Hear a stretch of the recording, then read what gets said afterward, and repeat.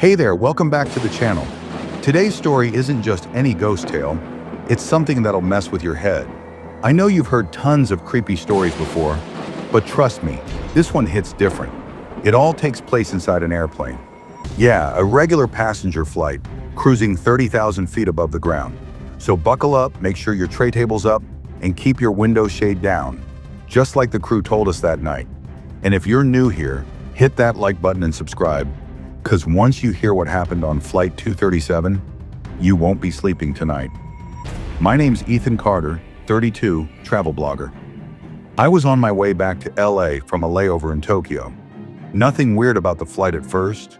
Same safety announcements, same smiling flight attendants, pretending they weren't dead tired. I was in seat 23A, right next to the window. Big mistake. Huge. The flight was maybe halfway full. The middle seat beside me was empty, and there was this older woman in the aisle seat. She kept clutching some kind of rosary and whispering under her breath. I figured she was scared of flying. No big deal.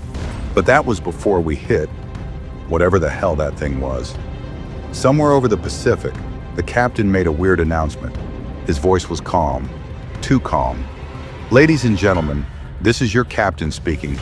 We're currently experiencing some unexpected weather interference.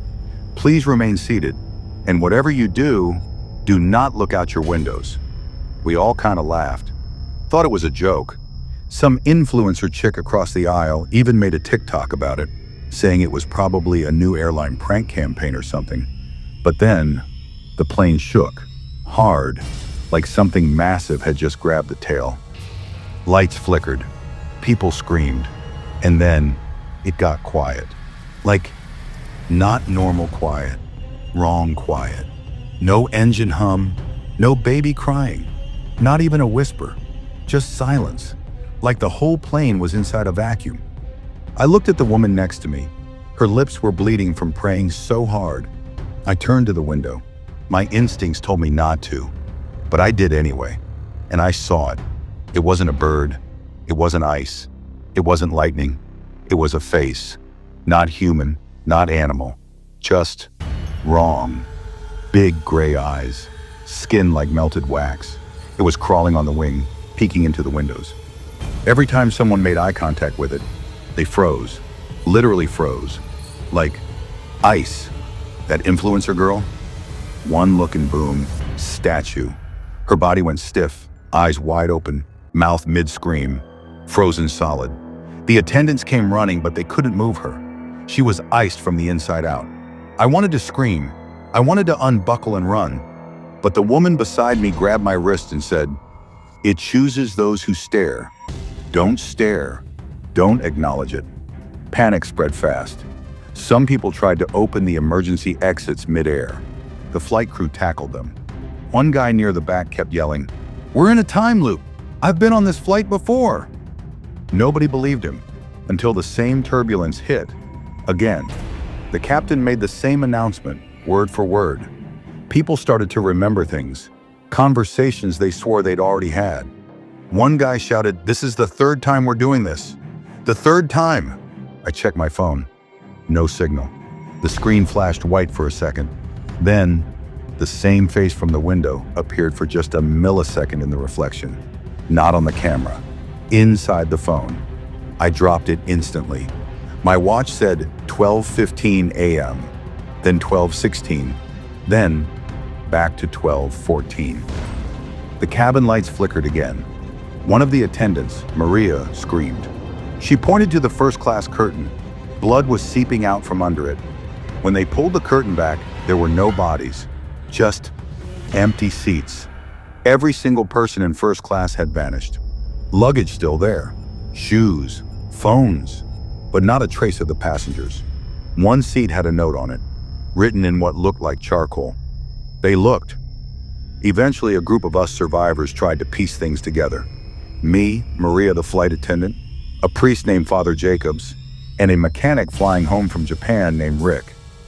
Father Jacobs claimed it was a test, a punishment. "We're caught between worlds," he said. "Neither alive nor dead.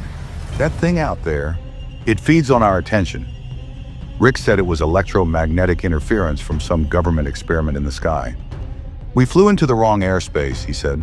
"We were warned." Maria just cried. She said this wasn't her first flight where something went wrong. I asked her every passenger on Flight 237 sitting exactly where we were now. Only problem? I never took that photo. No one did. So yeah, we found the cockpit completely empty. No pilots. Just a Polaroid photo of all of us sitting there, like we were part of some twisted social experiment. The photo looked old too, like 90s quality, yellowed edges, but everyone in it was wearing the same exact clothes we had on right now. How the hell did someone take that picture? We were still 30,000 feet in the air, or that's what we thought. Then Rick, the mechanic, checked the altimeter. Guys, this thing's spinning in circles. We've got no altitude reading, no direction, no autopilot. We're not anywhere. Back in the cabin, things went from bad to worse. Fast. One of the overhead bins started screaming. Yeah, screaming. It sounded like a child's voice crying for help. But when a guy named Mark opened it, there was no kid, just a tray table wedged inside, and it had teeth marks on it. Human-sized. Mark backed away, shaking. The tray snapped open by itself. Blood splattered his shirt. He didn't say a word after that, just sat down, buckled in, and started mumbling. There's no door. There's no exit. That's when we decided to try and land the plane ourselves. Rick said he could handle the controls, but he needed help navigating. He said we had to find a way out of the loop. We've got to reset the timeline, he said. Father Jacobs offered to pray. Maria kept crying. She said last time they tried this, the plane burned midair, and she remembered dying. She remembered the screams, the oxygen mask melting, the sound of fingernails clawing at the windows. But somehow, she came back. We always come back, she said, but we never leave. At this point, something new started happening. The windows, they didn't show the sky anymore. They showed rooms, bedrooms, hallways, gas stations, places we knew, places from our memories. Some were happy, some weren't. One of the passengers, Aisha, saw her childhood bedroom. Then she opened the emergency door. Gone. No scream, just silence, like she'd been deleted. Her seat stayed empty, untouched, her seatbelt still fastened. That's when we heard a voice over the intercom again. But it wasn't the captain, it was a recording from the black box, probably from a past flight. Mayday, Mayday, this is Flight 237 requesting emergency descent. There's something on the wing. Do not engage. Do not look out, please. Oh God, it's inside now. Then static, then a laugh, then silence. Suddenly the seat numbers started changing. Seriously, the little lights above our heads, they started shifting. 23A became 13D, then 14C, then just blank. Then a new number showed up, Cabin 237. Nobody had ever seen that before.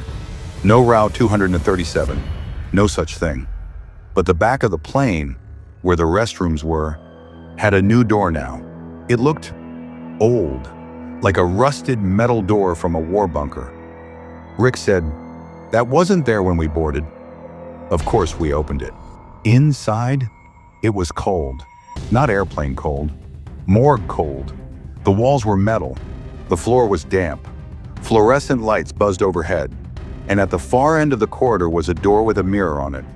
But when we looked in the mirror, we didn't see ourselves. We saw corpses, sitting in airplane seats, all frozen mid-scream, eyes wide open. Some of them were us, our faces, our outfits. We realized this plane had crashed before. Maybe not once, maybe hundreds of times, and something kept replaying it. Back in the cockpit, Rick started the descent. Clouds parted. There was land below us, cities, lights. But they weren't normal. The skyline was off, like a fake city made from memory. Buildings where they shouldn't be, roads going nowhere. A giant billboard that just said, "Do not land." The controls locked. The plane started shaking violently. The nose dipped. People screamed. The frozen ones in the seats began to crack. like ice sculptures breaking. And then the thing outside, the creature, it climbed up the front windshield, and it smiled. I remember the sound. Metal twisting, fire everywhere, oxygen masks slamming against our faces.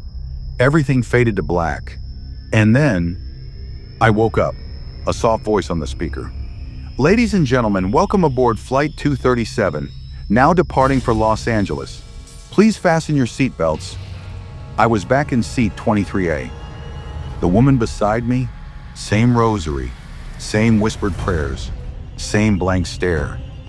I looked out the window. It was clear, but I could see a shape forming in the clouds. The face, it was waiting.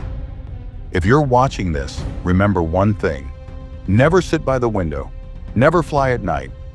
And if you're ever on a flight where the crew tells you not to look out the window, listen. They're not trying to scare you.